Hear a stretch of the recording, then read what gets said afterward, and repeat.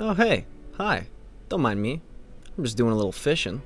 But don't worry, this episode isn't about fishing, it's about Spanish music. As always, I hope you enjoy the intro. Welcome back to the series. If you're new here, basically what I do is I tackle some of the hardest bosses in the game, but with 13 defense and armor that you could find in a Falador drop party. Last episode, we managed to kill Ashihama's Nightmare en masse, but the account just wasn't ready for a solo Fusani encounter.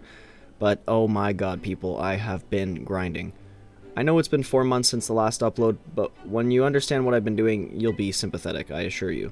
The rate at which I have been gaining XP is honestly disgusting. I was legitimately beginning to scare myself with the amount of commitment I had shown to this grind. I genuinely don't think I had wasted a tick since posting episode 2, but of course, we have to pretend like none of that has happened yet for the sake of episode storytelling, so all you need to know is right now, we can't beat Fusani because we are weak as fuck, and I haven't done all the grinding I just told you about because you're about to see it. Oh my god, why do I write scripts like this? Firstly, that means I'm going to need higher combat stats. My stat goals for this episode were originally 90 strength and attack. However, after running some numbers in a DPS calculator, I found that between the levels of 83 and 99 attack, I only gain a 5% increase against Fusani, and while it may be better to have it up in the future, I think keeping my combat level as low as possible for now will be kinda cool. So at some point I will need to get 100 combat for Duradel for Boss Slayer, but for now, for Fusani's Nightmare, getting anything past 83 attack will not really do me much benefit. In my opinion, 80 plus hours of grinding for a 5% increase in accuracy is just not worth my time. 90 strength, on the other hand, is still a solid goal, giving me a max hit of 38 with all of my buffs active. After getting my melee stats up, I need to train some magic.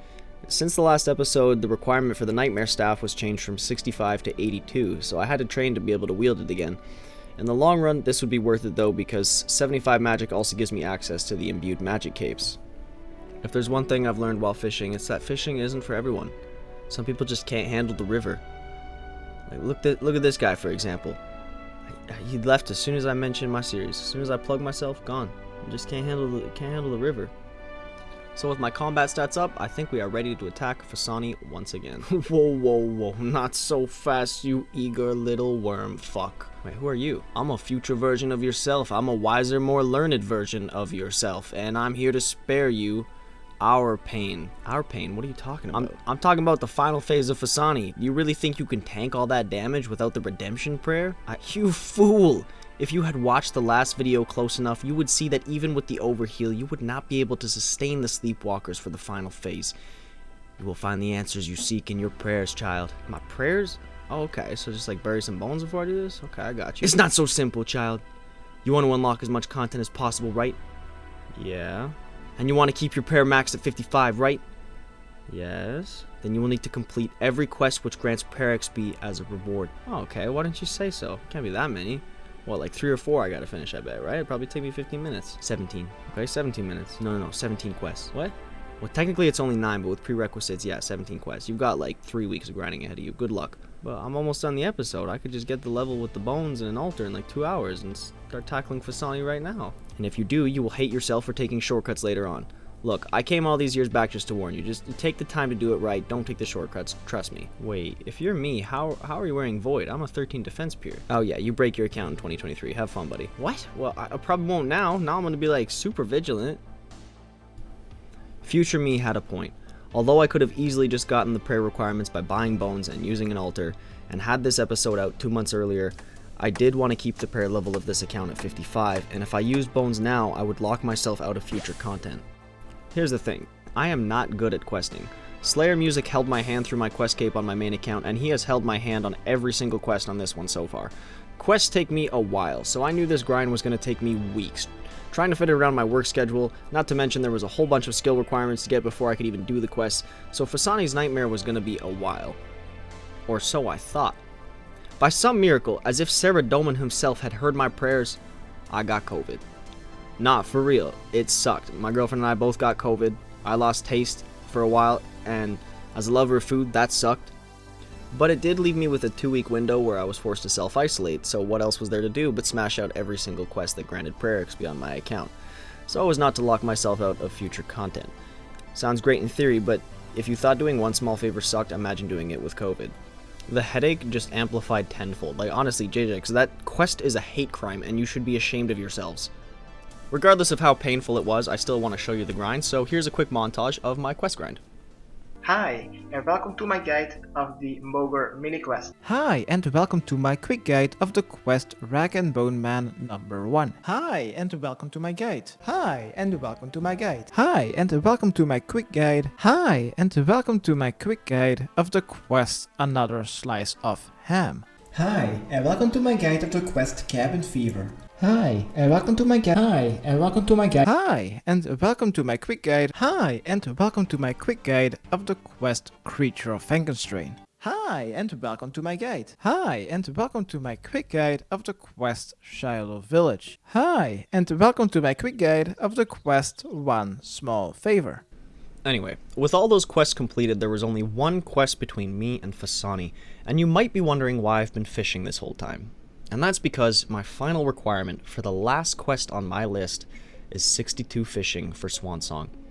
With 62 fishing, we can finally catch monkfish and attempt this legendary quest boss battle, and much like the wise old man himself, we can write our own chapter in the history books of Gielinor. Because little did I know it at the time, but soon, I would be holding a world record. With the final quest completed, it wasn't long before I hit 55 prayer. I technically didn't need 55 for this fight, just 52 for redemption, but having preserve did save a bit of GP in the long run, so I'm happy I took the time to do it.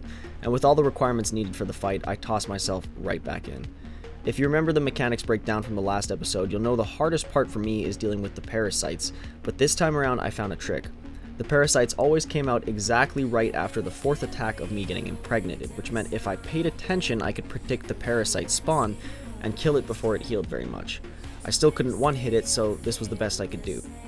I also found that if I prayer switched perfectly, I could avoid all the husk damage. It was risky because if I messed up it left me vulnerable to Fasani's attacks, but once I got used to it, it did help a lot. At this point, it was like throwing myself at a brick wall over and over again. I really started to rethink tackling this boss as the 3rd encounter on my account. I tried countless times, dying to pretty much anything you can think of. On this account, with these stats, the fight had to be flawless. There was just enough resources to scrape by, and a single mistake meant the fight was over.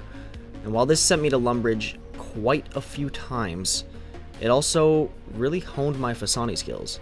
And I will say, despite how irritating this boss can be, there are a few really satisfying things that can happen in the duration of this fight. I'll list some of my favorites that I encountered during this boss battle because in all the pain and suffering and struggle that this boss was, they granted me just a little bit of satisfaction in a fight that I'd otherwise in most times honestly felt pointless. Okay, one of my favorites, sneaking an extra attack right before her bull rush attack. Something about this just feels so ballsy, and anytime I could pull it off, I felt like an absolute Giga Chad. The timing had to be right going into it, but when you pulled it off, it just feels great. Another one is predicting a parasite perfectly. If you can do it and not let the parasite heal at all, you know, that's easy enough on a main account when you can one-hit it, but on my account when it takes 2 hits regardless, it is just really satisfying when I can prevent the parasite from healing. Prayer switching the husks perfectly. Again, on this account, getting hit by husks was the only reason I needed to bring Bruise to begin with. So anytime I could avoid their damage, it was really gratifying. Perfect spec swaps and perfect gear swaps were also really satisfying, especially when you can get the spec swap like tick perfect. My god, the XP drops on that felt good. In my opinion though, the most gratifying thing is dancing the floor perfectly, especially the corners, during the grasping hand mechanics phase. Each of these mechanics granted a slight serotonin boost in a time where it was very much needed, but the grasping hands especially, there was something about doing that perfectly that just, it made every death worth it.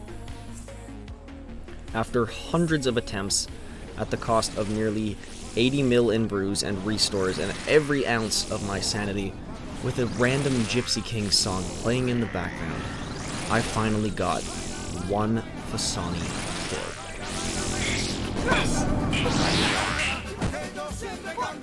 Oh my god! Yes! Oh, man! Oh! Who knew the key was fucking Spanish music? Oh my god. Oh, my heart is racing. Oh my god. Oh my god. All I got was sharks for a drop of fuck it, I did it. I fucking... Oh my god, I'm actually high off the fucking adrenaline right now. I'm picking up every single one of those sharks. You goddamn right I took every one of those sharks. I earned them. I think from here on out, though, I am going to tackle some way easier bosses. Like, for a little bit, at least. Maybe just so I can have a more consistent upload schedule. And while I'm happy I completed the challenge, I had no idea when I set out for this in February that it would take me nearly a year to get a single kill. Farming kills at Fasani is challenging enough on a max main account, but doing it on this account was just stupid. It was a world in itself. I had to adjust nearly everything about my playstyle, and honestly it took a lot of the fun out of the game for me. I like a challenge, but when a boss requires 100% focus, it gets really draining after months of dying to it. Not to mention, without access to Dracon's amulet, I was stuck walking from Frankenstein's castle. I could have used the ectofile, but to save an inventory slot, I would instead walk from Frankenstein's castle and trade with my main to fill the empty slot. I'm glad I did this grind. Again, I'm glad I completed this challenge, but please do not follow in my footsteps. This was not fun. This carved away a part of my soul that I am certain I will never get back. Like, this was not worth it. On the bright side, as I was editing this video, I learned something pretty interesting. So my name is apparently now up there with 4 other gamers, and as far as I know, us 5 are the only people in the world to have ever documented a Fasani kill on a pure account. However, all of these other gamers had higher combat stats than me, and at least one max stat, like hit points or strength. I've done my best to verify this, so if I'm wrong, please correct me in the comments, but as far as I know, this is the account with the lowest combat level to have ever killed Fasani's Nightmare, ever. And I think that's pretty cool. So, since this is technically a world record, I've linked a full video of the kill in the description below, so you can, watch it in full and make sure it's legitimate, whatever. If you've watched this far, thank you very much. Really appreciate you guys sticking around. I know my upload schedule is hella inconsistent, but I promise I'm working on it. Anyway, appreciate you guys watching. Have a good one. Bye. Rapping like the narco, got dope like Pablo, cut dope like Pablo, chop trees with the Draco, on the north got Diego, say hasta luego, we'll be in rapping kilos, snub nose with potato, straight out the jungle, this real rap no mumble, my skin black like mumble, got stash spots in Honda, Cold gang with the cocaine. The more money make more rain. Pouring up a paint while I'm back in propane. Point blank range.